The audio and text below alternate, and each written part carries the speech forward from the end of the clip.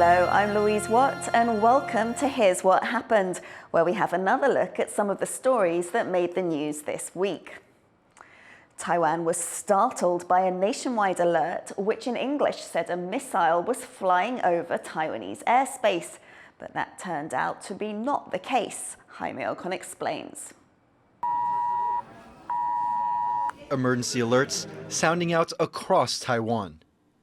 On Tuesday afternoon, millions of people looked at their phones to see this alert. In Mandarin, the message says that a Chinese satellite flew over the country, much different to the English message saying a missile flew over Taiwan. The alert interrupted a press conference by Taiwan's foreign minister, briefing international media in the country to cover Saturday's presidential election. He said it's a reminder of the threats Taiwan faces. But at this very sensitive moment of our election, the Chinese is still doing it. I would classify that as part of their gray zone activities, like flying balloon over Taiwan, or sending one of its tow ship. So all these kinds of tactics continue to remind the people here in Taiwan that there's a danger of war in between Taiwan and China. Beijing later confirmed that it had launched a science satellite, the Einstein probe, developed together with the European Union. Prior notice was given weeks before the mission.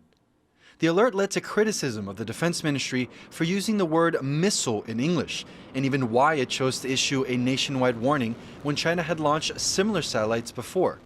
Taiwan's military explained that the original planned routes showed the satellite flying southwest of the country. But when its course changed, flying over major cities in Taiwan, that's when the military decided to issue an alert. 所以因为有异常的情况，所以我们今天国军也利用整个空中告警预警系统，以简讯的方式通知了所有的国人，提高警觉。以上报告。The military says no debris landed in Taiwan. And as for the incorrect English translation, this is what officials had to say. 那这次国防部也深表抱歉，英文有关这个 missile 的用词不够精准，这一部门国防部会深刻检讨，我们重新检讨相关的系统里面是否有用词不当的，我们会马上做一个修订。This isn't the first time the Defense Ministry has come under fire for how it distributes information to the public. In 2022, when then U.S. House Speaker Nancy Pelosi visited Taiwan, China fired 9 missiles near Taiwan, with one flying over the country. But information on the missile launches was made public by Japan's military, not Taiwan's. Analysts say these inefficiencies highlight the need for the military to be more transparent, especially in times of crisis. And so in these sorts of situations, you want to be as clear as possible. Granted, most people are going to be reading in Taiwan, reading the Chinese version, not the English version. But even so, there's going to be a significant portion of people who can read the English version and say to themselves, wait, are we under attack or is this a satellite launch? But I think also it just emphasizes the fact that that M&D really wants to get this right every single time. It has to be consistent and good source of information. And this one clearly just wasn't done very well. Taiwan now says it does not consider the satellite launch to be attempted election interference from Beijing, contradicting the foreign minister's earlier comments. But the alert serves as a clear reminder of the challenges facing the country's next leader, who will have to manage tense ties with Beijing while reassuring Taiwanese that everything is under control. Chris Ma and Jaime Ocon for TaiwanPlus. Taiwan says Beijing is becoming more sophisticated as it tries to press its claims to the country, and this includes grey zone tactics. Rick Glauert went to meet a military enthusiast with front row seats to China's war of attrition. For the last 3 years, military enthusiast John Jung has been coming to this Air Force base near his home in northwestern Taiwan to watch the planes. He then posts his videos online, aiming to counter Chinese disinformation about Taiwan's armed forces. 中国大陆那边一直在洗脑我们国军很弱，我们国军不强，他们很强。那我就觉得，我想要以我自己的力量，拍一个觉得我们国军也是很厉害的影片，记录他们的这些一切，来告诉国人说，我们国军也是不好惹的，也是很厉害的。 Spreading disinformation about Taiwan's military is part of China's campaign against the country that it claims as part of its sovereign territory. Separated only by a narrow strait, China regularly sends military boats and planes towards the self-ruled island nation as a form of intimidation. This is one of Taiwan's largest air force bases, and it's also one of the closest to China. It's from here that the armed forces scramble its jets to confront Chinese planes encroaching on the area around the island nation. This sort of sustained military activity is taking its toll on Taiwan's armed forces. It uses up fuel, wears down military equipment, and keeps pilots on their toes.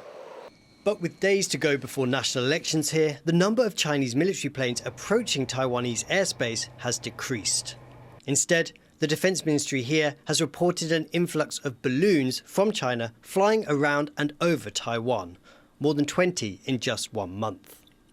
Historically, when China has attempted to do voter intimidation outright using military forces, Taiwanese voters have tended to go the opposite way that China wanted them to. So I think with these balloons, what they're accomplishing is kind of blurring the line between overt military pressure and more kind of regular civilian activities, if you want to call it that, by sending these balloons. China's changing grey zone tactics like this can create uncertainty and confusion in Taiwan. And Zhong says it's up to citizens like him to counter that by keeping the public informed.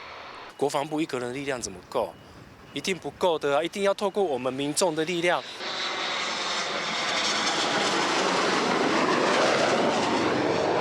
Taiwan's government has warned its people to be extra vigilant in the run-up to the vote as China looks to interfere with the elections.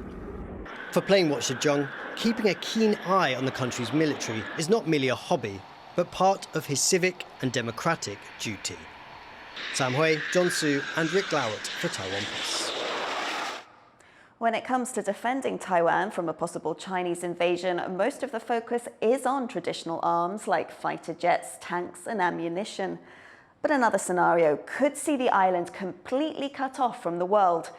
Joyce Sung reports on the deep-sea cables that could be used to take the country down. A complete breakdown of critical infrastructure.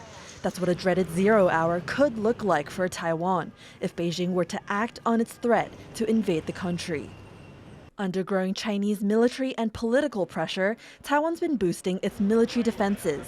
But according to the Deputy Digital Affairs Minister, the worst possibility wouldn't be a missile attack or troops storming Taiwan's beaches, but the severing of critical communication lines. 实际上，我们现在就已经在推演最糟糕的情况，就是我们的海底电缆整个被断掉，我们连网络都没得用。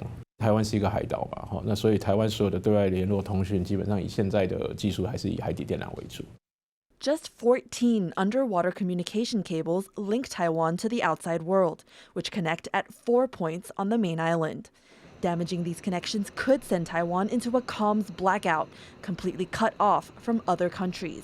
Speaking with TaiwanPlus, Global Networks Manager William Zhangjian from the telecom company manning most of these cables said he's concerned because the lines running to East and Southeast Asia effectively work as a cluster. 因为它一断的话，通常都是断的啦，不会说我东南的断了，东北的还留着。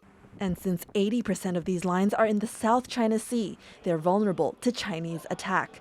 But Zhang says a lifeline could be the cables running out into the Pacific Ocean towards the U.S. 泛太平洋的海缆要被中断，其实有点难度，我是觉得比较高一点，因为它所在的范围其实都是在美国的保护之下。 Still, Taiwan going dark is a serious risk that would upend the lives of millions in the country. Taipei only has a handful of official diplomatic allies, and few countries have said explicitly that they would help defend Taiwan. But some analysts say shutting off Taiwan's comms might compel major world powers to offer different aid.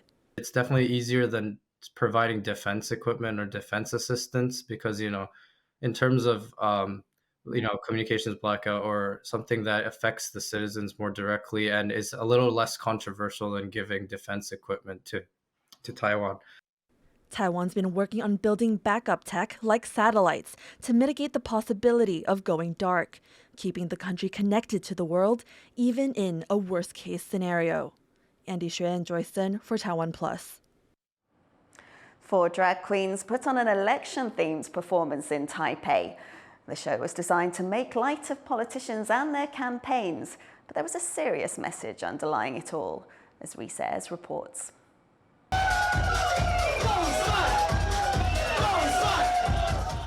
Is Taiwan ready for a drag queen president? This audience seems to think so. At an underground venue in Taipei, drag queens take to the stage as political candidates and lay out their policies.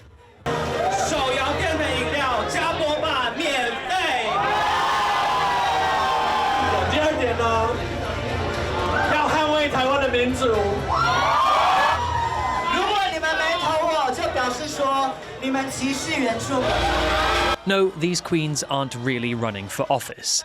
They're parodying what they see as the farcical nature of election campaigning in Taiwan. Election culture in Taiwan is basically a huge drag show. There's so many different aspects. First of all, there's always big trucks blasting out music, telling you that you should vote for them. Everything is so extra. So I wanted to play with it because drag queens are just absurd, and then politics are also absurd.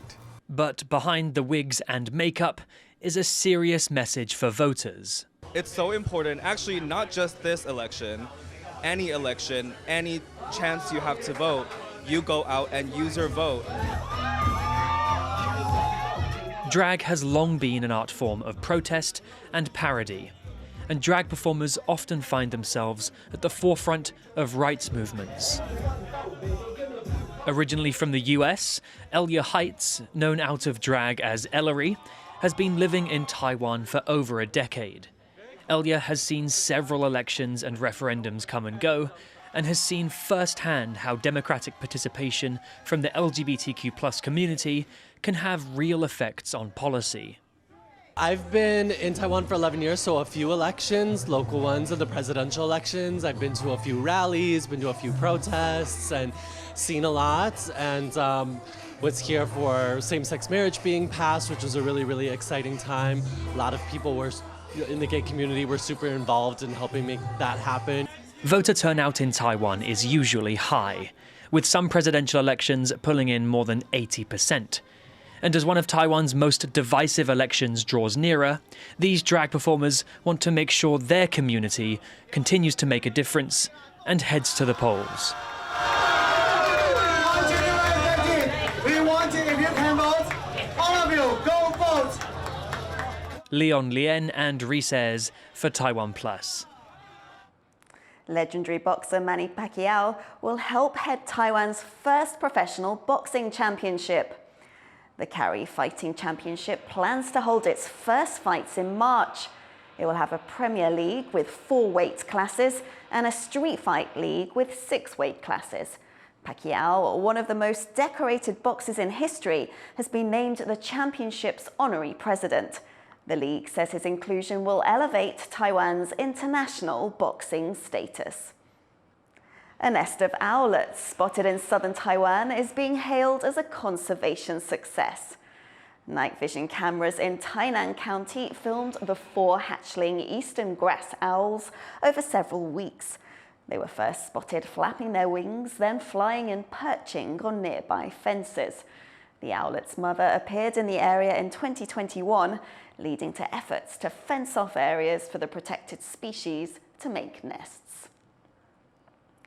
Thank you for watching Here's What Happened. You can visit the TaiwanPlus website or our social media for more stories from Taiwan and around the world.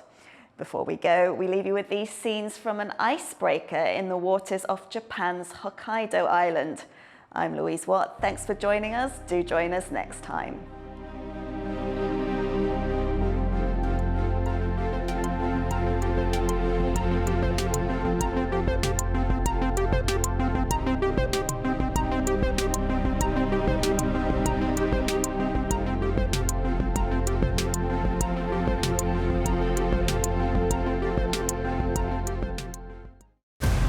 Taiwan is voting for a future after President Tsai Ing-wen.